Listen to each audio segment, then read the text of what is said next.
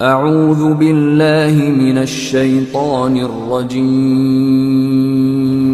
بسم الله الرحمن الرحيم السلام عليكم ورحمة الله وبركاته.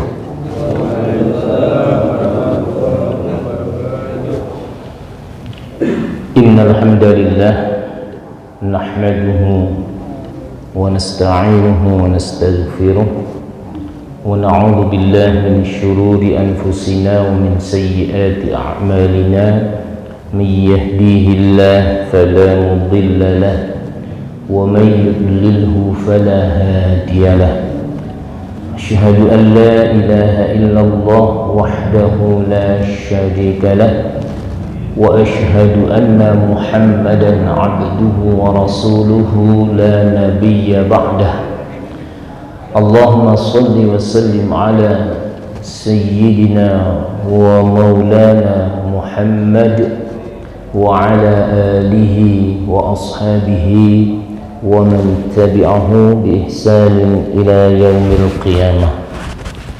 أما بعد، فقد قال الله تعالى في القرآن الكريم: أعوذ بالله من الشيطان الرجيم. يا أيها الذين آمنوا اتقوا الله حق تقاته ولا تموتن إلا وأنتم مسلمون. يا أيها الذين آمنوا اتقوا الله وقولوا قولا سديدا يصلح لكم أعمالكم ويغفر لكم ذنوبكم ومن يطع الله ورسوله فقد فاز فوزا عظيما. يا أيها الذين آمنوا كتب عليكم الصيام كما كتب على الذين من قبلكم لعلكم تتقون.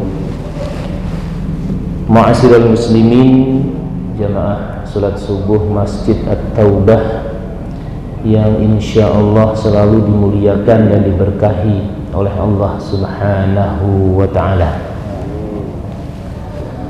Alhamdulillah, puji dan syukur selalu kita sampaikan kepada Allah Subhanahu wa ta'ala atas nikmatnya yang tak terhingga. Salah satu nikmat yang istimewa adalah nikmat diberikan hidup dan kehidupan, diberikan umur sampai hari ini, yang kemudian kita berharap semoga kita diperjumpakan dengan bulan Ramadan dengan perjumpaan yang terbaik. Salawat serta salam mari kita sampaikan kepada panutan dan teladan kita Rasulullah Muhammad sallallahu alaihi wasallam, kepada para sahabatnya, pengikutnya yang setia menegakkan dan menghidupkan sunnah-sunnahnya. Semoga kita bagian dari umatnya yang nanti di akhirat akan memperoleh syafaatnya. Amin, Allahumma amin. Hadirin jamaah subuh yang dimuliakan Allah Subhanahu wa ta'ala, tak lama lagi kita akan berjumpa dengan bulan Ramadan, bulan yang di dalamnya Rasulullah sebut sebagai syahrun mubarak. Dalam hadis riwayat Imam Ahmad, Imam An-Nasai dan Imam Baihaqi, Rasulullah menyatakan qad ja'akum syahrun mubarak, telah datang kepadamu bulan yang diberkahi. Makna bulan yang diberkahi, bulan yang di dalamnya adalah ziyadatul khair, banyak kebaikan yang Allah berikan. Dalam hadis yang lain Rasul menyebutnya bukan syahrul mubarak, tetapi qad adallakum syahrun azim, telah menaungimu bulan yang agung, bulan yang mulia. Hadirin yang jamaah subuh yang dimuliakan Allah Subhanahu wa taala, apa sih kemuliaan di dalamnya? Kalau dirunut, disimpulkan, bulan di mana Allah memberikan pengampunan yang begitu banyak, baik siam maupun qiyam, baik puasanya yang kita lakukan maupun qiyam, berdiri tegak menegakkan atau melakukan ibadah sholat, yakni memperbanyak sholat-sholat sunnah, itu semua akan berujung kepada ghufira lahu ma taqaddama min dzambih. Allah akan memberikan pengampunan dosa-dosa masa lampau, dosa-dosa sebelumnya. Kemudian pahala juga dilipat gandakan, ya, pahala yang wajib dilipat gandakan, kemudian pahala yang sunnah dinilai sebagai pahala wajib. Ini luar biasa. Dan kemudian Allah pun sediakan waktu istimewa, ya, untuk berdoa seorang hamba kepada Allah Subhanahu wa taala. Doanya orang-orang yang berpuasa di bulan Ramadan makbul, gitu ya. Dan kemudian Allah sediakan pula malam yang terbaik, yaitu malam Lailatul Qadar, lebih baik daripada 1000 bulan. Kemudian karena banyak kebaikan yang Allah berikan di dalamnya, puncak daripada kebaikan di situ adalah kemuliaan di bulan Ramadan itu, tuftahu fihi abwabul jannah, dibukakan pintu-pintu surga, wa tughlaqu fihi abwabul jahim, dan kemudian ditutuplah pintu-pintu neraka, wa tughallu fihi syayatin, dan kemudian dibelenggu, ya, setan-setan, ya. Ini bagian daripada, ya, keistimewaan Ramadan, di mana hamba-hamba Allah Subhanahu wa taala akan tergerakkan jiwa raganya untuk meningkatkan amaliyah Ramadan. Nah, Bapak dan hadirin yang dirahmati Allah Subhanahu wa taala, selesai Ramadan maka ada satu kemudian keistimewaan yang diberikan, ya. Apa? Dosanya diampuni oleh Allah bagaikan bayi yang baru lahir. Wah, bagaikan bayi yang baru lahir. Artinya apa? Betul-betul bersih terkait dengan dosa-dosa yang telah kita lakukan, dengan kualitas ibadah yang kita lakukan di bulan Ramadan. Nah, begitulah sekelumit, ya, dari beberapa dalil yang menjelaskan tentang keistimewaan bulan Ramadan. Karena itulah betapa pentingnya Ramadan dalam hadis riwayat Imam Ibnu Khuzaimah, di mana Rasulullah Shallallahu Alaihi Wasallam, ya, menyampaikan sabdanya, ya, bahwa malaikat Jibril ikut peduli terhadap umat Nabi Muhammad Shallallahu Alaihi Wasallam dengan menyampaikan doa kepada Allah Subhanahu wa taala. Jadi di dalam hadis itu Rasulullah Shallallahu Alaihi Wasallam naik ke mihrabnya, ya, naik ke mimbarnya, dan ketika naik ke mimbarnya diundangkan atau kemudian tahap tangga yang pertama itu Rasulullah bilang amin. Naik tangga yang kedua Rasulullah bilang amin. Naik tangga yang ketiga Rasulullah bilang amin. Apa Pak arti amin? Semoga Allah mengijabah, semoga Allah mengabulkan. Tapi kalau ungkapannya amin gitu ya, beda kalau amin atau amin itu artinya jadi beda ya. Kalau amin itu yang terpercaya, aminah, amin ya amankanlah gitu ya, jadi berbeda maknanya ya. Makanya kalimat amin itu maknanya ya semoga Allah mengabulkan. Makanya begitu kita sholat dan baca surat Al-Fatihah, kemudian begitu waladhdallin ya selesai, maka disunnahkan untuk mengucapkan amin ya. Ini jangan main-main mengucapkan aminnya, jangan kayak anak-anak gitu ya. Dan mengucapkan aminnya pun juga diatur ya. Pengaturannya gimana? Siapa makmum yang kemudian mengucapkan aminnya itu bersama dengan imam, maka di sana malaikat pun ikut mengucapkan amin gitu ya. Artinya apa? Doanya dikabul oleh Allah Subhanahu wa ta'ala gitu ya. Nah makanya nggak boleh makmum mendahului aminnya imam ya. Ghairil maghdubi 'alaihim waladdallin,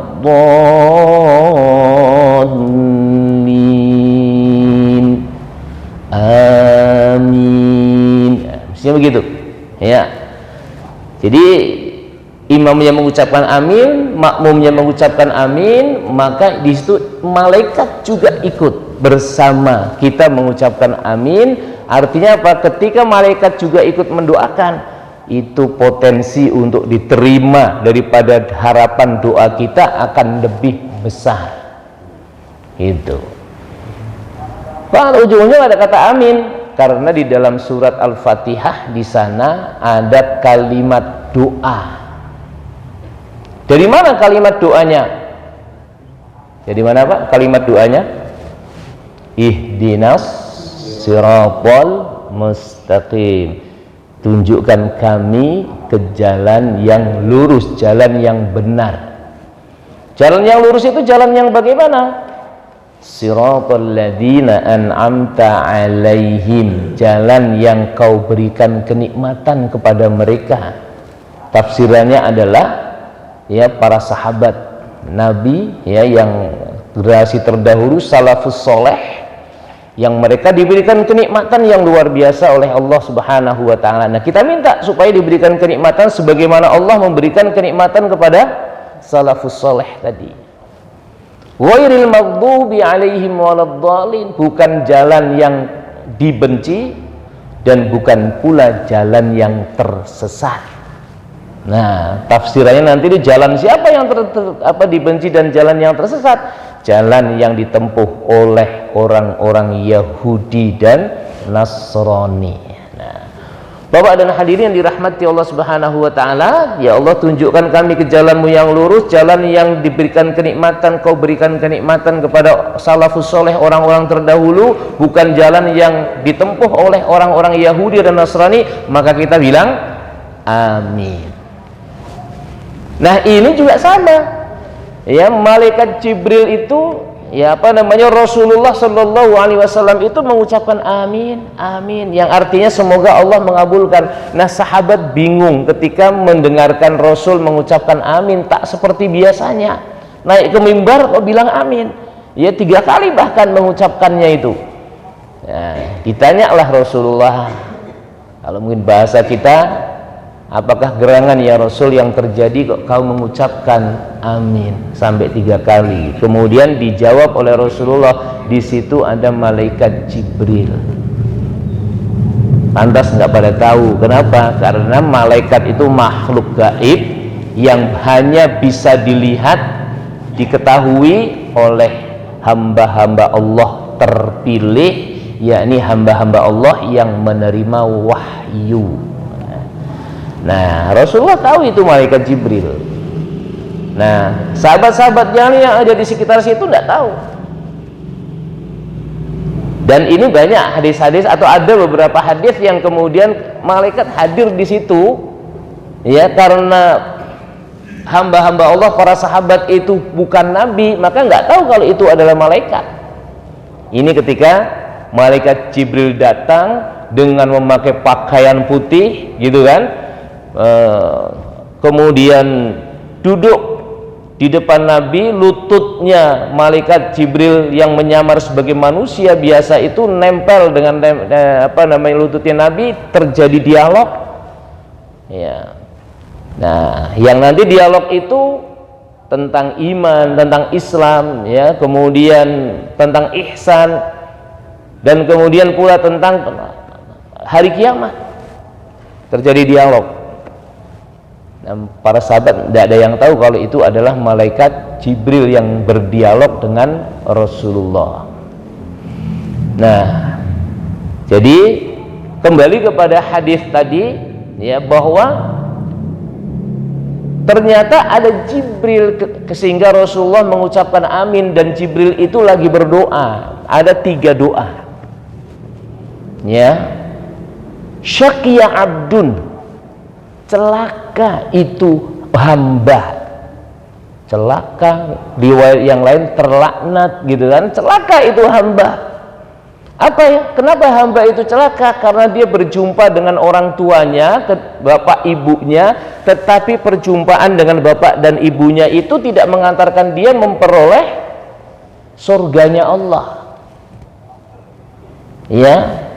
Tersirat di dalam hadis ini, ketika kita hidup di mana orang tua itu masih ada dalam kehidupan kita, maka peluang untuk masuk surganya anak itu sangat besar.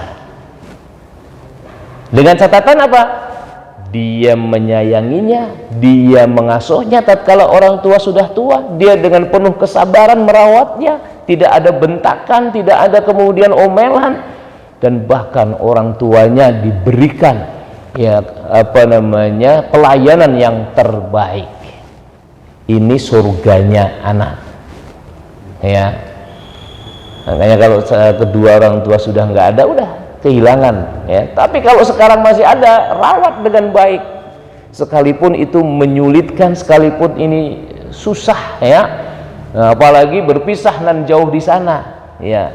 Nah, ini bagaimana caranya supaya kemudian tetap memperoleh rahmat dan kemudian memperoleh kesempatan terbaik untuk memasuki surganya Allah Subhanahu wa ta'ala. Nah, ini kalau ada hamba Allah yang kemudian ketika berjumpa dengan orang tua, ya, ketika kemudian orang tuanya masih hidup, dia tidak peduli, malah justru menyakiti, menyusahkan, membuat malu orang tua. Nah, ini kategori orang yang celaka. Na'udzubillah min dzalik. Nah, doa ini kalimat ini kemudian diamini oleh Rasulullah Shallallahu Alaihi Wasallam. Kemudian yang kedua, masih kalimatnya sama, syaqiya abdun, ya, celaka itu hamba. Tatkala kemudian dikasih perjumpaan, kesempatan bertemu dengan bulan Ramadan, tetapi perjumpaan dengan bulan Ramadan itu tidak menghantarkan dia meraih pengampunan Allah, ya. Nah, ketika doa seperti ini, maka kemudian Rasulullah bilang amin, ya. Artinya apa? Tersirat di dalam hadis ini, Ramadan itu bulan Allah banyak berikan pengampunan. Hamba ini dikasih kesempatan ketemu lagi dengan bulan Ramadan, tapi kemudian dia tidak memperoleh pengampunan Allah dikarenakan perjumpaannya dengan bulan Ramadan itu biasa-biasa saja. Tidak ada amalan-amalan istimewa, tidak ada kemudian perubahan perilaku, ya, dan kemudian peningkatan amal soleh, peningkatan ibadah kepada Allah Subhanahu wa ta'ala, maka hamba ini termasuk hamba yang merugi, hamba yang celaka. Nggak tahu diri, tidak tahu berterima kasih kepada Allah Subhanahu wa ta'ala yang ngasih kesempatan berjumpa kembali dengan bulan Ramadan. Nah, kemudian Rasulullah mengucapkan amin dengan doa itu. Artinya apa? Ketika kita berjumpa dengan bulan Ramadan kemudian kita nggak optimal, maka kita termasuk orang yang celaka. Dan doa yang terakhir yang dilakukan oleh malaikat Jibril, pernyataan beliau, syaqi abdun, celaka itu hamba Allah tatkala disebut nama Muhammad sebagai Nabi Muhammad Rasulullah, tapi dia tidak mengucapkan sholawat kepadanya. Jadi disebut kalimat Muhammad sallallahu alaihi wasallam, dia nggak mengucapkan Allahumma sholli wa sallim alaihi, Allahumma sholli alaihi atau sallallahu alaihi gitu. Nggak ucap seperti itu, nggak mendoakannya, maka orang ini termasuk juga orang yang disebut syaqiya abdun, yang celaka. Ya, karena Nabi Muhammad sallallahu alaihi wasallam adalah nabi yang istimewa dan kemudian yang memegang syafaat, ya, dan kemudian akhir daripada seluruh rangkaian nabi yang diturunkan oleh Allah, rangkaian rasul ya yang diturunkan oleh Allah, Rasul Muhammad adalah khatamul anbiya wal mursalin. Bapak-bapak dan hadirin yang dirahmati Allah Subhanahu wa taala, ya, disinilah kemudian ya Nabi Muhammad ketika namanya disebut, ya, mestinya umatnya mengatakan, ya, kalimat doa kepadanya minimal dengan pengungkapan Allahumma sholli alaihi, sallallahu alaihi, Allahumma sholli wa sallim wa barik alaihi. Nah, Bapak dan hadirin dirahmati Allah Subhanahu wa taala, stressing daripada doanya malaikat Jibril adalah doa yang ketiga itu. Jadi celaka itu hamba Allah ketika berjumpa dengan bulan Ramadan tapi nggak optimal amalannya. Nah, Bapak dan hadirin yang dirahmati Allah Subhanahu wa taala, karena itulah nanti ketika kita berjumpa dengan bulan Ramadan, ya, maka harus ada, ya, planning besar. Apa ini yang akan kita lakukan selama Ramadan? Dulu yang terlewatkan apa saja? Dulu yang tidak optimal yang sisi mana, ya, amalan yang mana yang tidak optimal? Oh, mungkin tarawihnya atau qiyamul lailnya nggak optimal. Nah, sekarang dioptimalkan. Dulu tilawahnya tidak optimal, maka kemudian dioptimalkan. Bapak dan hadirin dirahmati Allah Subhanahu wa taala, ya, bagaimana untuk menjadi hamba-hamba yang tidak celaka, yang sukses bertemu dengan bulan Ramadan? Nah, maka bagaimana tradisi Rasul dan para sahabatnya jelang Ramadan ini yang perlu kita lakukan, karena masih ada waktu kurang lebih, ya, 11 atau 10 hari lagi. Ya, apa yang pertama, tentu doa tetap kita panjatkan kepada Allah, karena ajal manusia ada di tangan Allah Subhanahu wa taala, gitu ya. Minta kita supaya diperjumpakan dengan bulan Ramadan. Ya, doanya apa yang dilakukan oleh beliau Rasulullah dalam hadis riwayat Imam Ahmad, ketika memasuki bulan Rajab Rasulullah berdoa, Allahumma barik lana fi Rajab wa Sya'ban wa ballighna Ramadan. Ya Allah, berkahi kami di bulan Rajab, berkahi kami di bulan Sya'ban, nah bulan ini, ya, wa ballighna Ramadan, dan perjumpakan kami dengan bulan Ramadan. Nah, ini minimal kita ucapkan doa ini, ya, setelah selesai sholat 5 waktu, atau setiap kita melakukan aktivitas ritual ibadah, zikir, tilawah, Allahumma taqabbal minna innaka antas samiul alim. Ya, terimalah ya Allah apa yang sudah kami lakukan. Dan kemudian ya Allah, berkahi kami di bulan Sya'ban ini. Wa ballighna Ramadan, dan perjumpakanlah kami dengan bulan Ramadan. Nah, jadi doa ini menjadi doa favorit ya selama di bulan Sya'ban tersisa ini sampai kemudian akhir Sya'ban dan berjumpa dengan bulan Ramadan.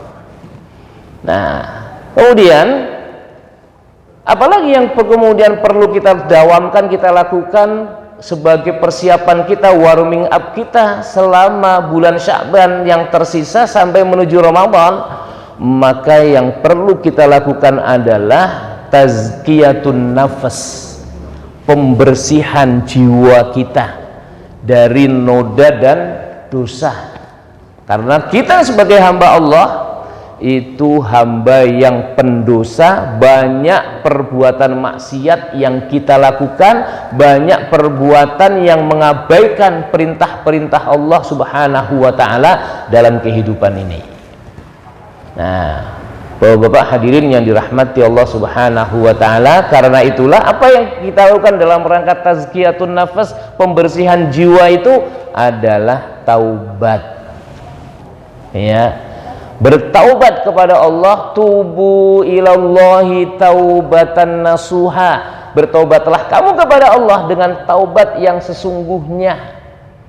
Karena dengan taubat yang sesungguhnya, asa rabbukum ayyukaffira ankum sayyiatikum, maka Allah akan menghapus dosa-dosamu. Mudah-mudahan Allah akan menghapus dosa-dosamu yang telah lampau.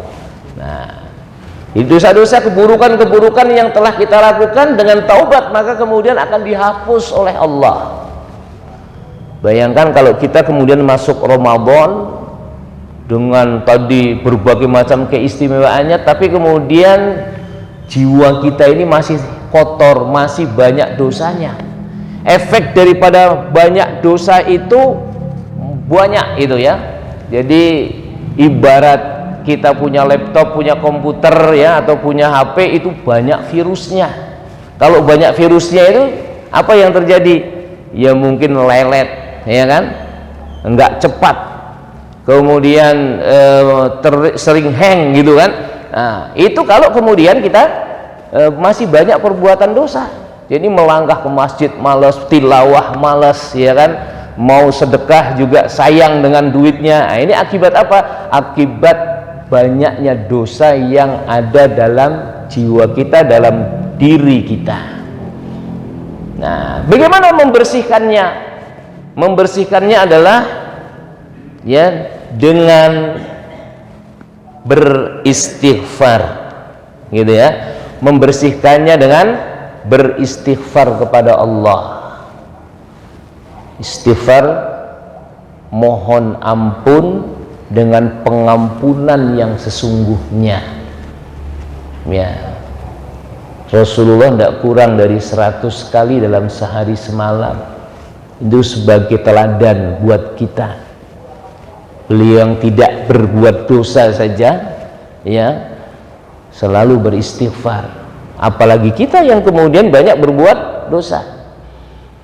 Nah, ketika istighfarnya dilakukan, bukan sekedar mulutnya komat kamit mengucapkan astagfirullah, astagfirullahaladzim, tetapi diiringi dengan sebuah an-nadam, apa? Penyesalan terhadap perbuatan yang sudah kita lakukan, dan kemudian berjanji tidak akan mengulangi lagi ya.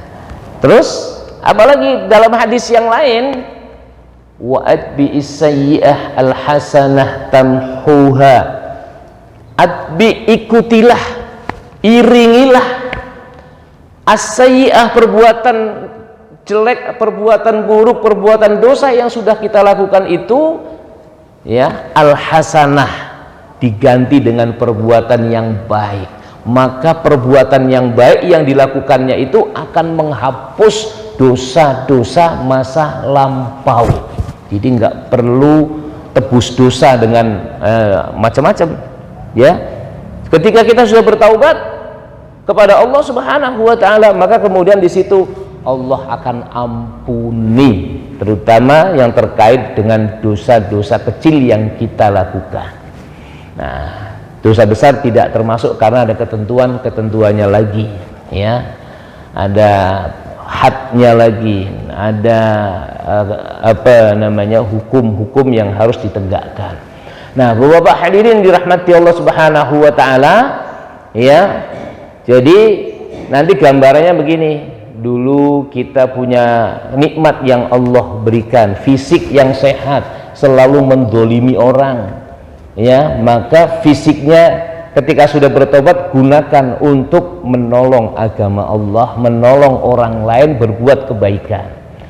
Dulu punya motor, punya mobil, wah, selalu digunakan untuk jalan ke sana kemari, tapi nggak ada pahala di dalamnya. Digunakan untuk banyak kemaksiatan. Wah, sekarang motor, mobilnya, fasilitas yang dia miliki gunakan untuk berbuat kebaikan.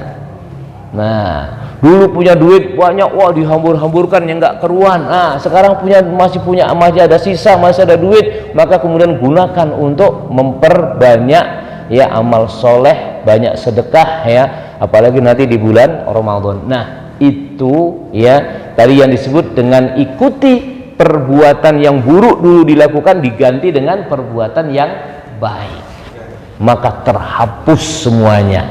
Namun masih ada satu, kecuali yang nggak terhapus apa tadi? Terhapus semua. Yang nggak terhapus apa? Yang tidak terhapus ketika kita bersalah, berbuat dosa terhadap sesama manusia. Allah nggak akan ampuni dosa dua orang hamba yang berseteru sebelum saling memaafkan. Nah, makanya supaya rohani jiwa kita ini menjadi bersih, ya, dosa terhadap sesama manusia juga harus diselesaikan, ya. Walaupun ini tidak ada perintah secara teks supaya sebelum Ramadan itu saling memaafkan, tidak ada gitu kan. Cuman bagi orang yang kemudian merasa berbuat kesalahan ketika jelang Ramadan belum terselesaikan, selesaikan. Yang ideal kan begitu dia berbuat kesalahan, dia langsung minta maaf kepada Allah. Orang yang dimintain maaf kemudian dia afina anin nas, ya, dia pemaaf terhadap orang-orang yang berdosa, yang berbuat kesalahan kepada kita.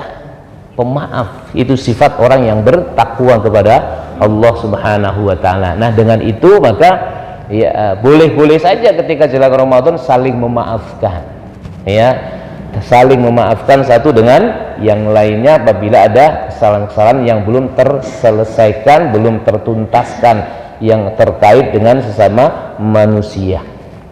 Nah, kemudian apalagi supaya kemudian terlatih itu jiwanya untuk melakukan kebaikan. Nah, bulan Sya'ban tersisa untuk, ya, dipompa semangat kita untuk melakukan amalan-amalan soleh di dalamnya. Nah, Rasulullah ada amalan khusus selama bulan Sya'ban. Apa amalan khususnya? Yaitu puasa. Dalam satu hadis,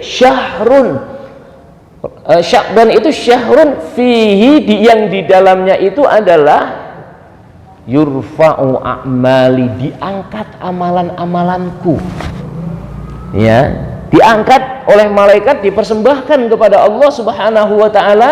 Dan kemudian Rasul mengatakan, saya akan sangat senang ketika amalanku diangkat itu saya dalam kondisi berpuasa.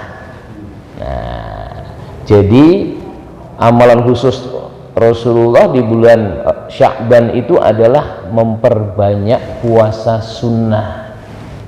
Sampai kata Aisyah radhiyallahu anha bahwa bulan yang dimana Rasulullah puasa penuh itu yaitu di bulan Ramadan.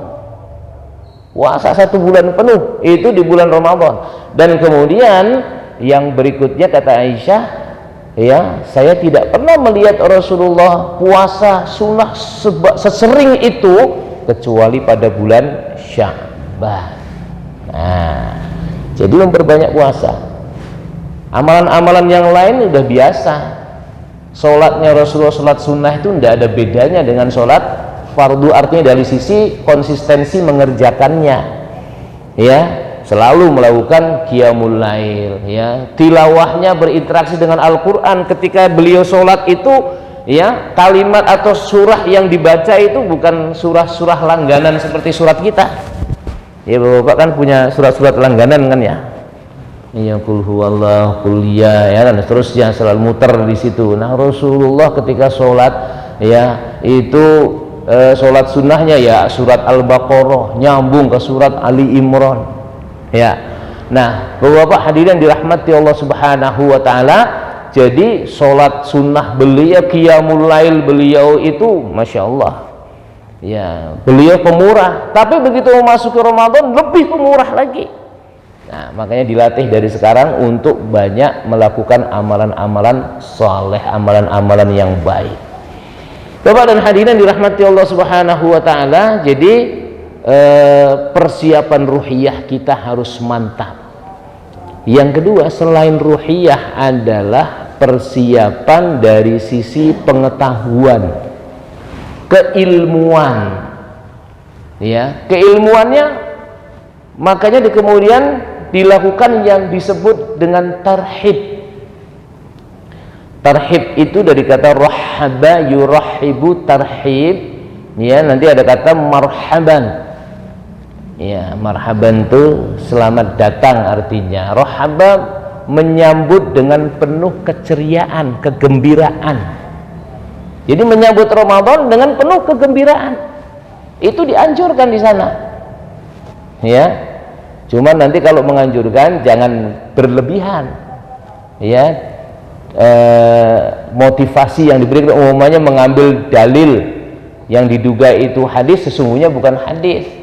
Ya, man fariha bidukhuli Ramadan harramallahu jasadahu 'alan niran. Siapa yang kemudian bergembira menyambut datangnya bulan Ramadan, maka haram jasadnya masuk ke dalam api neraka. Selidik punya selidik, telusur punya telusur di sana, ternyata itu tidak ketemu di dalam kitab-kitab hadis yang mu'tabar, ya, Sahih Muslim, Sahih Bukhari, Sahih Muslim, ya, kemudian sampai yang mentolerir hadis-hadis hadis-hadis yang dhaif, ya, itu Imam Ahmad umumnya itu tidak ketemu juga hadis itu. Apalagi di kitab-kitab tentang hadis-hadis dhaif itu juga nggak ketemu pula. Artinya apa? Ungkapan itu sesungguhnya adalah bukan ungkapan Nabi Shallallahu Alaihi Wasallam. Ya, nah Bapak hadirin dirahmati Allah Subhanahu Wa Taala, ya cukuplah tadi dengan hadis-hadis yang bulan yang penuh barokah, di dalamnya Allah memerintahkan puasa, ya, dan kemudian Allah menyediakan pintu surga terbuka, pintu neraka tertutup, setan diikat, dan kemudian yang berikutnya ada malam yang terbaik daripada 1000 bulan. Ini untuk berikan motivasi, disampaikan di dalam tarhib Ramadan. Maka populer di masyarakat kita sebelum Ramadan datang ada acara-acara yang disebut dengan tablik akbar, yang isinya memberikan pencerahan untuk, ya, meraih kesuksesan pengampunan Allah pada bulan Ramadan. Nah, ilmunya, ya, ditingkatkan dengan mempelajari hadis-hadis Rasulullah terkait dengan puasa, kemudian mempelajari tafsir surat Al-Baqarah ayat 183 sampai 187. Ini ayatnya, ya, 183 sampai 187 itu tentang puasa. Nah, dalami tafsirnya, bisa tafsir Ibnu Katsir, bisa tafsir-tafsir yang lain, termasuk tafsir dari Kementerian Agama, itu bisa dibaca, ya, biar kita memperoleh inspirasi dari penjelasan para ulama terkait dengan ayat tersebut. Nah, Bapak hadirin dirahmati Allah Subhanahu wa taala, persiapan berikutnya selain ilmu tentu adalah persiapan harta.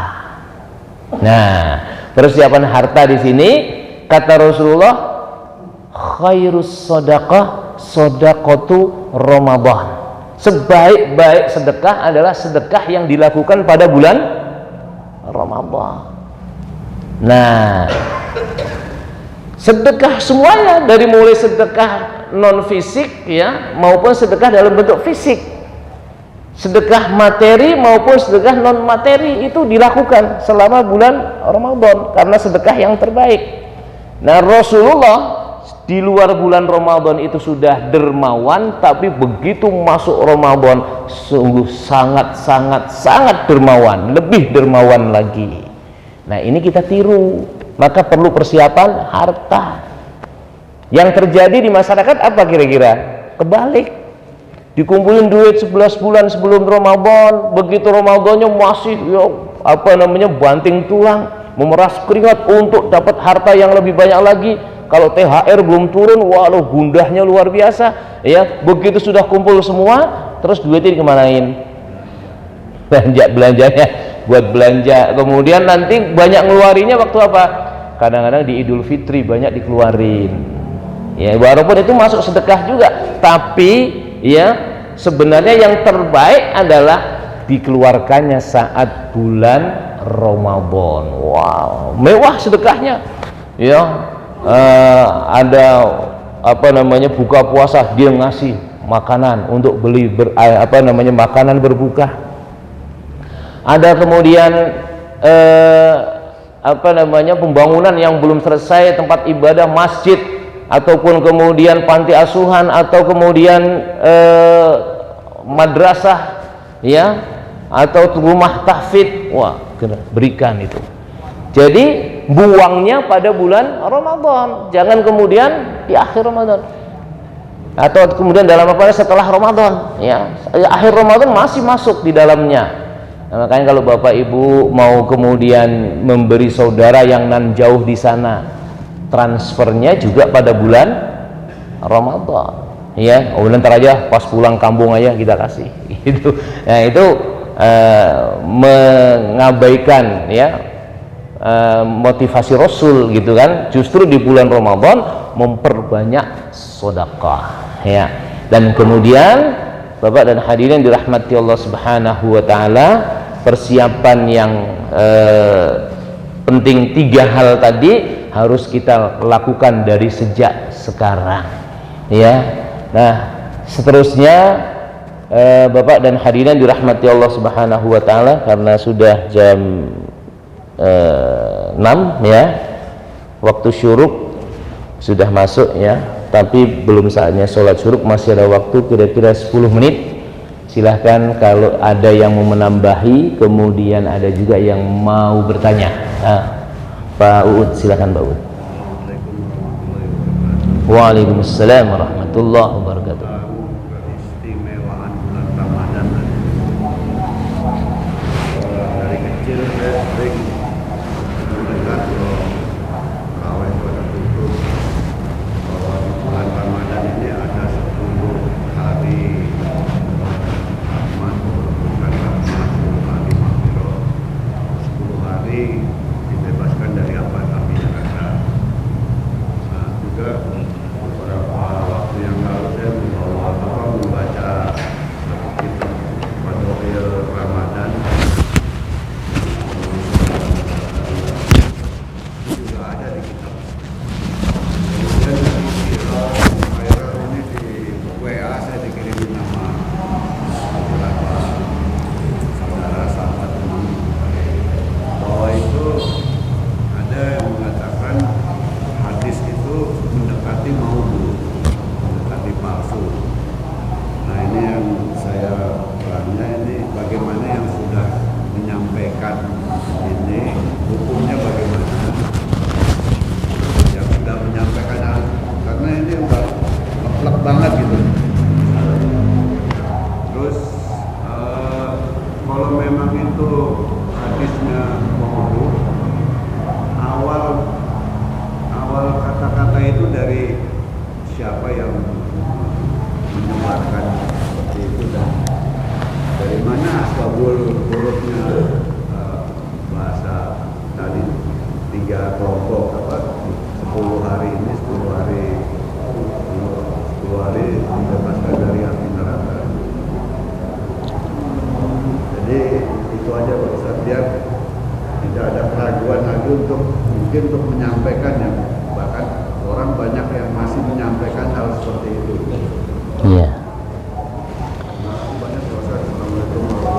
Baik, waalaikumsalam warahmatullahi wabarakatuh. Ada lagi yang lain? Biar digabung kalau ada. Ya. Cukup? Nah, satu orang aja nih yang ini ya, berkomentar terkait dengan amalan ibadah Ramadan. Baik Bapak dan Ibu yang kami hormati, lengkapnya hadis itu ya, di mana ketika Rasulullah berpidato ya, yang bulan yang penuh keagungan. Nah, di tengah-tengah hadis itu ada ungkapan Ramadan itu awaluhu rahmah wa awsatuhu maghfirah wa akhiruhu itkun minan nar. Ya. Ya, awaluhu rahmah, awalnya Ramadan itu rahmat. Pertengahannya adalah maghfirah, pengampunan dari Allah, dan akhirnya adalah dibebaskan dari api neraka. Ada 3 rahmat ya, pertengahannya pengampunan, kemudian ketiganya adalah dibebaskan dari api neraka. Lalu dibagi karena 3 tadi, 10 hari pertamanya rahmat, Allah turunkan rahmat, 10 hari keduanya adalah Allah turunkan pengampunan, dan kemudian 10 hari terakhirnya dibebaskan dari api neraka. Nah, di hadis ini komentar daripada Imam As-Suyuti ya, itu seorang ulama yang peneliti hadis gitu. Beliau mengomentari hadis ini merupakan hadis dhaif jiddan. Nah, jiddan itu lemah yang sangat gitu ya. Tapi tidak ada kalimat di sana dari beliau itu hadis ini palsu, tidak. Ya. Kalau dhaif itu lemah, kemudian yang namanya palsu itu maudhu'. Nah, ada 2 istilah yang berbeda. Dhaif lemah, kemudian maudhu' artinya palsu.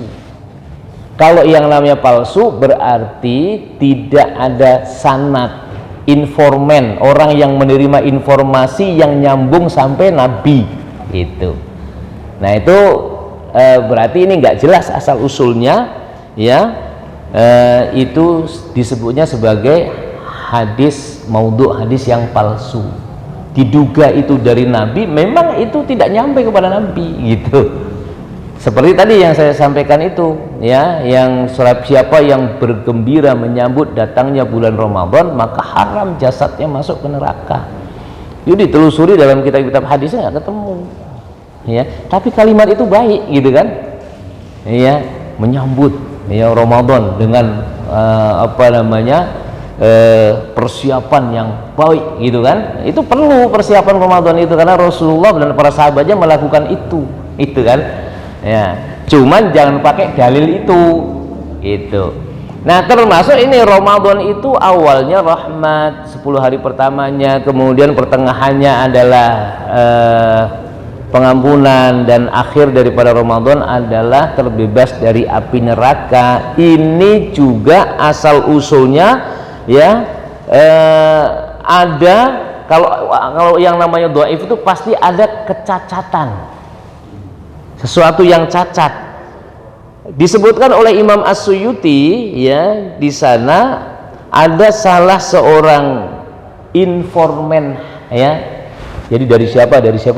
Kalau saya menyebutnya informan. Kalau dalam istilah mustalahul hadis itu yang disebut dengan sanad. Ya, orangnya namanya musnid gitu ya. Nah, jadi dalam rangkaian informan tadi dari orang ke orang ada seorang yang bernama Ali ibnu Zaid bin Jad'an ya, yang ini divonis atau disepakati oleh para ulama hadis sebagai hadis dhaif, ya ini orang bermasalah ya secara reputasinya, akhlaknya, dan kemudian menyampaikan informasi tentang ini gitu. Nah ini analisa dari takhrij atau takhrij hadisnya seperti itu ya. Nah kategorinya adalah hadis yang dhaif ya. Dhaif itu dibagi dua nanti, ada dhaif biasa ya, lemah gitu aja, kemudian ada dhaif jiddan, sangat-sangat lemah, yang ini mendekati kepada hadis palsu gitu. Nah jadi belum palsu tapi hadisnya hadis dhaif. Nah cuma nanti kalau mempelajari hadis dhaif itu ya, ini dhaif banyak ya yang semisal dengan itu, maka nanti derajatnya naik menjadi hasan li ghairi. Oh iya, ini lemah tapi banyak nih yang meriwayatkan ya, itu masih diterima, belum hadis dhaif jiddan. Nah karena ini yang informasi tentang awaluhu rahmah wa awsatuhu maghfirah wa akhiruhu idkum minan nar itu tidak ada pembanding lagi, maka wah ini hadisnya lemah jiddan, apalagi ada di dalamnya informnya tadi bermasalah secara moral gitu kan, menurut para ulama hadis gitu kan. Nah Bapak dan hadirin dirahmati Allah Subhanahu wa taala, nah mensikapi hadis-hadis yang disebut hadis dhaif itu nanti para ulama terbelah menjadi dua kelompok ya. Kalau sebagian ulama menyatakan jangan dipakai dalam hal-hal yang terkait dengan tuntunan ibadah, kaifiyah ibadah, jangan pakai hadis-hadis yang dhaif ya, tapi cari hadis-hadis yang sahih gitu. Dalam hal motivasi ya, memberi semangat, sebagian menyatakan boleh. Nah ini prinsip NU Muhammadiyah berbeda di sini. Kalau Muhammadiyah dalam hal terkait dengan apa namanya tuntunan ibadah, jangan pakai hadis itu. Nah, ya cari hadis-hadis yang lain. Nah teman-teman NU di Bahthul Masailnya dia menyatakan selama itu masih hadis walaupun lemah, kalau itu hanya sifatnya motivasi, memberi motivasi, masih boleh dilakukan ya, masih boleh dipakai gitu.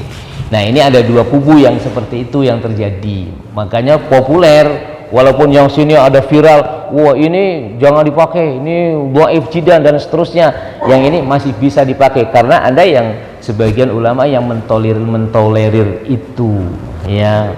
Nah rujukannya siapa kok hadis-hadis dhaif itu bisa dipakai? Di antaranya adalah Imam Ahmad bin Hambal ya. Nah jadi selama itu isinya baik dan kemudian sifatnya motivasi, itu masih bisa dijadikan apa namanya alat untuk memotivasi kita ya, mencerahkan kita. Nah itu Pak ya. Nah, cuman kalau maudhu jangan gitu kan ya, maudhu yang palsu kayak tadi, siapa yang bergembira menyambut datangnya bulan Ramadan ya, maka haram jasadnya, masuk ke dalam api neraka. Wah hadis Rasul salah itu, khawatir kena hadis Nabi yang berbunyi man kadzdzaba alayya muta'ammidan falyatabawwa maq'adahu minan nar. Siapa yang berdusta atas namaku ya, padahal itu yang diomongkan itu bukan dariku, maka akan masuk ke dalam api neraka. Na'udzubillah min dzalik. Makanya tadi perlunya cek and recheck tadi, konsultasikan gitu. Nah ini kategorinya dhaif, ulama masih berbeda pendapat. Tapi kalau yang maudhu tidak ada ya, artinya nggak ada kompromi lagi di sana. Nah Bapak hadirin dirahmati Allah Subhanahu wa taala, lebih bagusnya nanti Bapak baca buku hadis-hadis bermasalah seputar Ramadan. Nah itu ada tulisan dari Kiai Haji Ali Mustafa Ya'qub yang punya pondok pesantren hadis Darul Hadis di Ciputat dekat UIN ya, yang beliau Allah yarham ya, yang telah meninggal ya, semoga Allah rahmati. Beliau konsisten dalam menegakkan kebenaran waktu menjadi mufti atau kemudian ahli fatwa di Majelis Ulama Indonesia. Lugas dia mengatakan ya, Apa namanya, buku beliau itu memasukkan beberapa hadis-hadis bermasalah seputar Ramadan, ya. Nah, Di Malaysia itu bukan? enggak, kalau yang di kuliah Malaysia namanya Dr. Lutfi Fatul Lutfi, ya, Dr. Lutfi, ya. Beliau juga ahli hadis, juga beliau lebih banyak lagi menulis hadis-hadis bermasalah seputar Ramadan, lebih banyak lagi, beliau agak tebelan lagi. Nah, Bapak hadirin dirahmati Allah Subhanahu wa taala, supaya apa? Kita menyampaikan itu dengan yang paling tepat, gitu kan. Banyak nanti di sana temukan umumnya hadis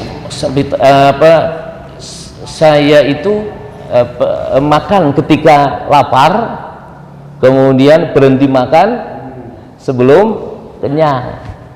Bagus kan itu kan, ya kan? Makan ketika lapar, berhenti makan sebelum kenyang.